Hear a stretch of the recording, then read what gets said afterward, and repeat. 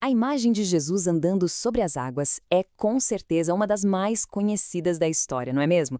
Mas o que talvez nem todo mundo saiba é que essa cena é contada 3 vezes na Bíblia, nos evangelhos de Mateus, Marcos e João. E olha, cada versão tem um detalhezinho, um foco diferente que muda completamente a mensagem. Então, bora mergulhar nessas narrativas para entender por que essas diferenças são tão importantes. Para a gente entrar na história, primeiro a gente precisa sentir o caos daquele momento. Tenta imaginar a cena. É madrugada, uma escuridão total no meio do mar. Os discípulos estão ali, sozinhos num barquinho, longe de qualquer costa.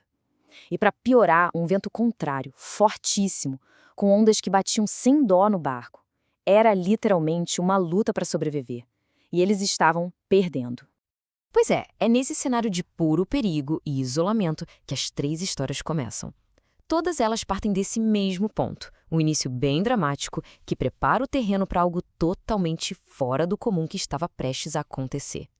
A ordem dos acontecimentos é bem clara nos 3 relatos. Primeiro, Jesus manda os discípulos irem na frente, de barco, e sobe num monte para orar. Horas se passam, e já de madrugada, naquela que era chamada de quarta vigília, ali entre 3 e 6 da manhã, ele decide ir ao encontro deles, bem no auge da tempestade. E é exatamente aqui que o mundo natural vira de cabeça para baixo. A solução para o problema deles não é o tempo melhorando. Não! A solução vem na forma de uma pessoa que simplesmente ignora as leis da física. E o mais curioso é a reação deles, que foi a mesma em todas as versões. Eles não pensam, olha o nosso mestre vindo nos salvar. Que nada. No meio do pânico e da escuridão, a primeira coisa que vem à cabeça deles é um fantasma. O medo da tempestade se transforma num pavor de outro mundo. Uma reação bem humana, não acha? E no meio da gritaria e do pavor, a resposta de Jesus é idêntica nos 3 evangelhos. É uma frase curta, mas com uma força tremenda que corta o medo na hora. Ele se identifica e no mesmo instante traz coragem e tranquilidade bem no pico do desespero. Sou eu, não precisa ter medo. Ok, até aqui as 3 narrativas correram praticamente juntas, em paralelo. Mas é agora que a coisa fica interessante. A partir desse momento, cada evangelista puxa para um lado e escolhe focar num aspecto bem específico do que aconteceu. Vamos ver como cada um conta o resto da história. Olha só como as diferenças ficam gritantes aqui.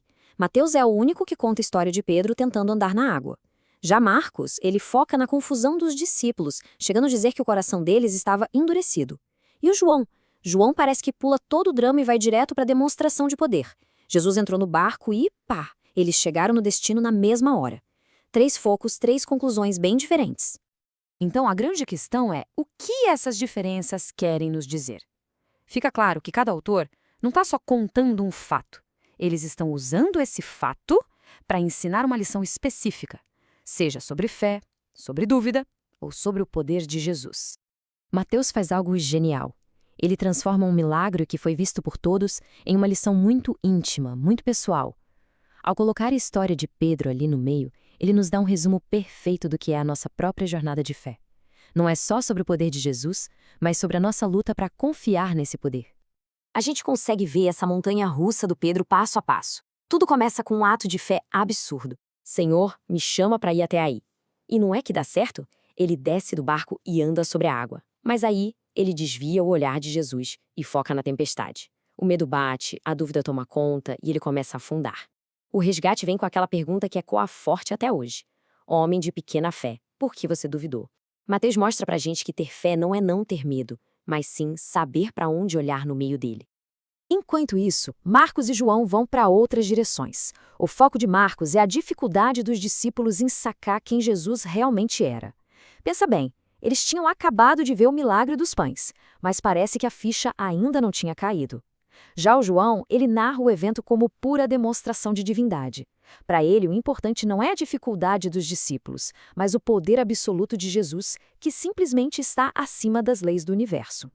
Marcos usa essa expressão coração endurecido, que é bem forte, mas não significa que eles eram pessoas más, nada disso. A ideia é mais de uma lentidão espiritual para entender as coisas, sabe? Eles viam os milagres, achavam espetacular, mas não conseguiam conectar os pontos e entender o que aquilo dizia sobre quem era Jesus.